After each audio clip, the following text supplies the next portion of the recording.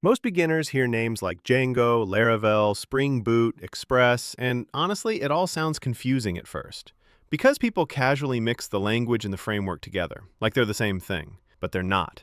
And this is one of the biggest reasons backend feels confusing when you start. So let's fix that first. A programming language is what you actually write code in. Things like Python, Java, JavaScript, PHP, C#, Ruby.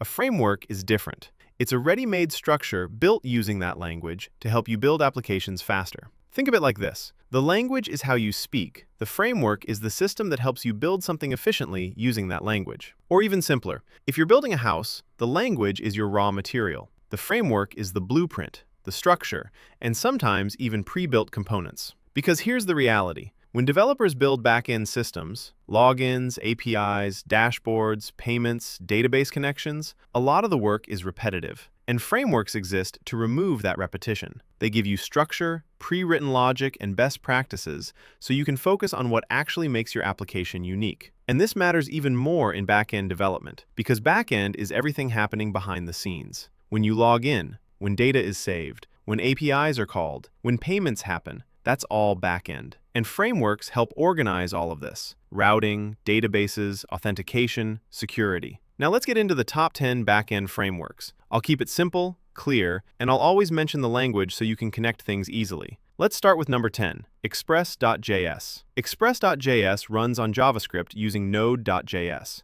This is where a lot of developers actually begin their backend journey, because if you already know JavaScript, you don't need to learn a new language. You can build backend using the same language you use in frontend. That's a huge advantage. Express is simple and very flexible. It doesn't force a strict structure on you, so you can quickly build APIs and applications. That's why it's popular in startups and fast-moving projects. But because it's so flexible, things can get messy in large applications if you don't organize your code properly. So it's great for starting fast, but you need discipline as your app grows. Next, at number 9, Django. Django is built using Python. Django gives you structure from the beginning. It comes with authentication, admin panel, database handling, and security features already built in. It also protects against common issues like SQL injection and cross-site scripting, which makes it very secure by default. So instead of figuring everything out yourself, you follow Django's way of building applications. That's why it's widely used for SaaS platforms, admin systems, and secure web applications. It's reliable, scalable,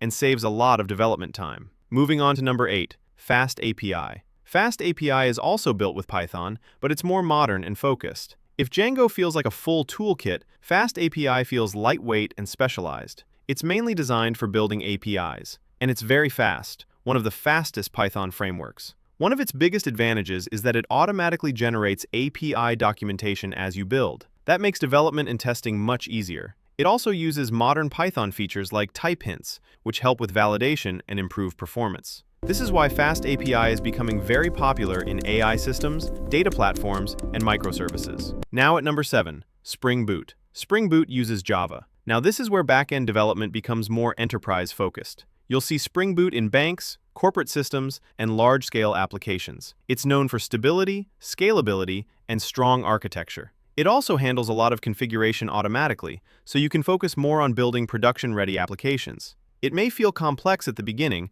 especially if you're new to Java, but once you understand it, it becomes extremely powerful for building large and reliable systems. Coming to number 6, ASP.NET Core. ASP.NET Core is built using C#. This is part of Microsoft's ecosystem. It's fast, secure, and widely used in enterprise applications. If a company is using Azure or Microsoft technologies, this is often their back-end choice. It's also cross-platform, which means it runs on Windows, Linux, and Mac, making it ideal for modern cloud-based applications. It provides strong performance and great developer tools. For beginners, it might feel a bit structured or strict, but that structure is what makes it reliable at scale. At number 5, Laravel. Laravel works with PHP. Laravel made PHP development feel clean and modern. It comes with built-in features like authentication, routing, and database handling. It also includes an ORM, which makes working with databases much easier.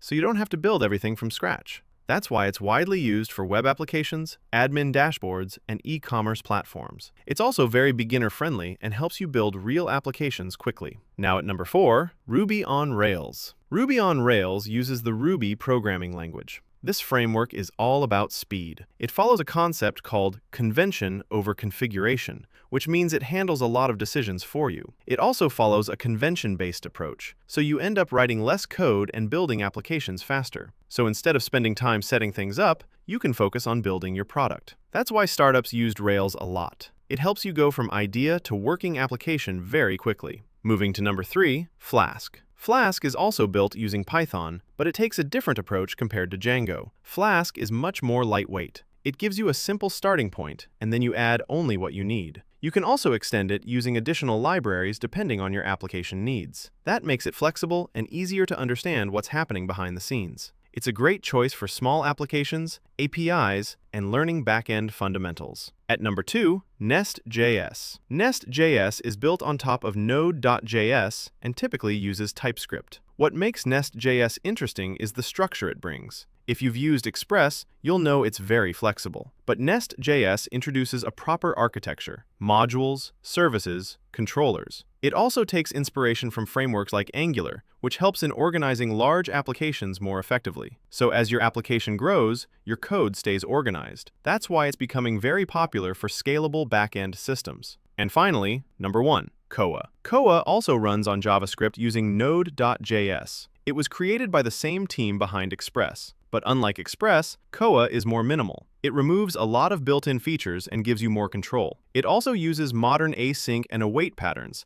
which makes handling requests much cleaner. So instead of relying on predefined tools, you build things your own way. That makes it powerful, but slightly more advanced. Now, if you step back, there's an easy way to remember everything. Python is for Django, FastAPI, and Flask. JavaScript is for Express, NestJS, Koa. Java is for Spring Boot. C# is for ASP.NET Core. PHP is for Laravel. Ruby is for Rails. So the biggest takeaway is this: a framework is not the language. The language is your foundation. The framework is your shortcut. And once you understand that, backend development becomes much easier. If you're just starting, Express is great if you know JavaScript. Flask or Django if you prefer Python, Laravel if you're entering through PHP. And if your goal is enterprise systems, Spring Boot and ASP.NET Core are extremely valuable. That's the foundation. In the next video, we'll actually start building something using one of these frameworks.